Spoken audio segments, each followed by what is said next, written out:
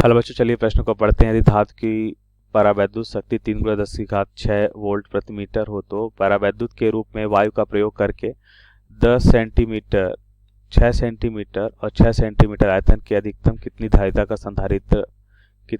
का संधारित्र बनाया जा सकता है जो 600 वोल्ट विभवांतर तक कार्य कर सके। यहाँ पे एप्सिलॉन नॉट का मान हमें दे रखा है।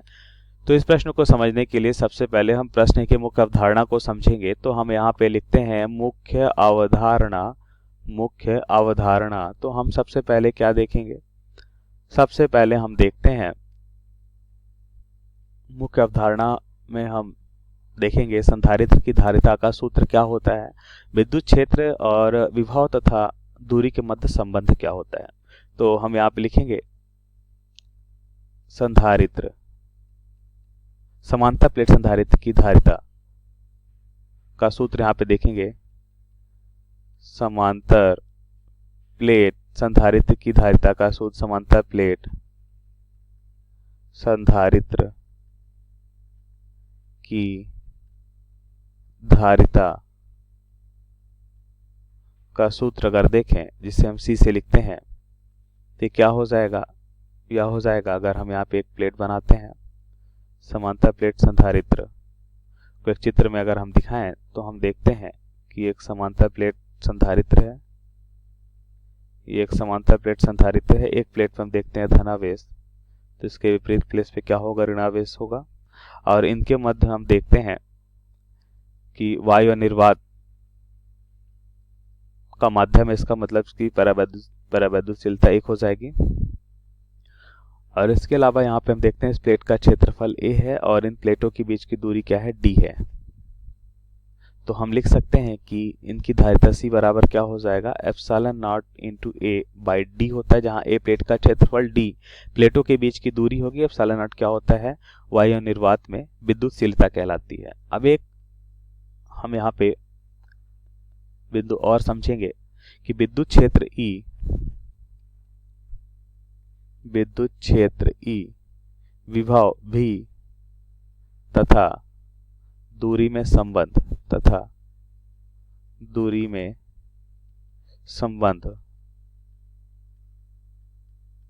तो हम यहाँ पे देखते हैं कि विभव भी जो बराबर होता है E इंटू D के बराबर होता है, तो यह भी हम याद रखेंगे। अब प्रश्नानुसार हम उत्तर को समझ लेते हैं।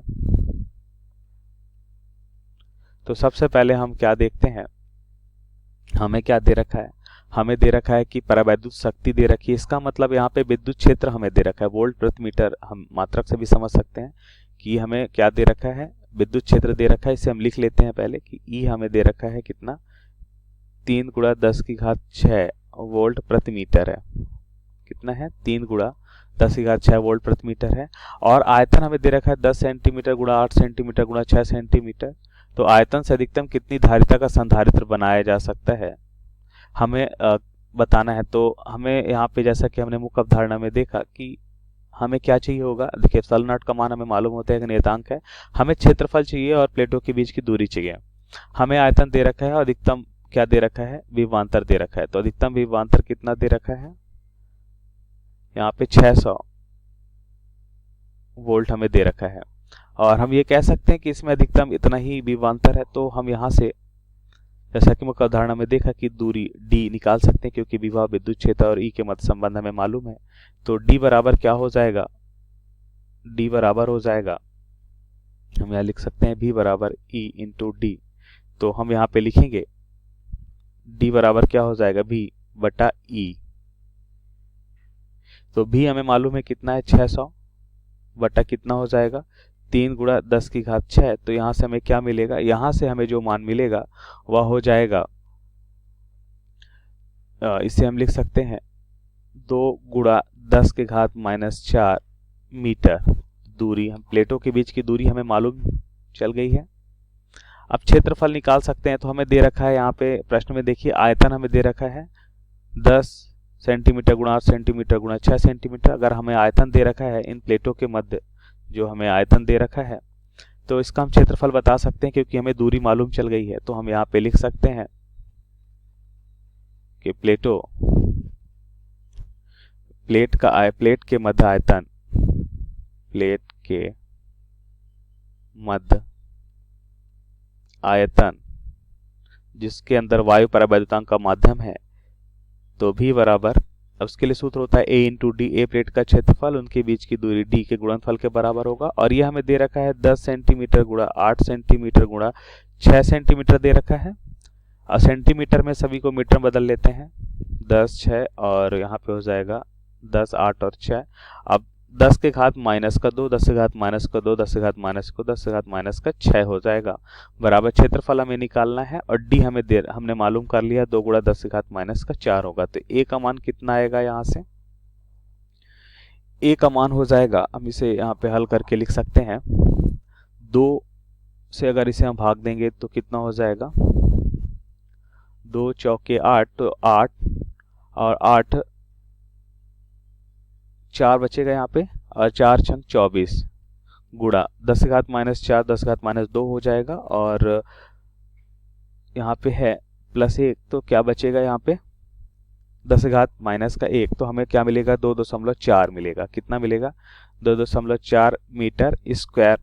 क्षेत्रफल हमने मालूम कर लिया। अब हम क्या कर सकते हैं, धारिता निकाल सकते हैं कि अधिकतम धारिता क्या हो सकती है, क्योंकि यहाँ पे हमने देखा कि अधिकतम धारिता निकालनी है, तो हम यहाँ पे लिखेंगे epsilon not a by D. तो हमें इनके बीच अधिकतम क्षेत्रफल मालूम चल गया। अधिकतम क्षेत्रफल क्यों, क्योंकि यहाँ पे हमें पता है कि अधिकतम आयतन हमें मालूम है कितना होगा, तो अधिकतम आयतन मालूम है तो अधिकतम क्षेत्रफल भी हम बता सकते हैं।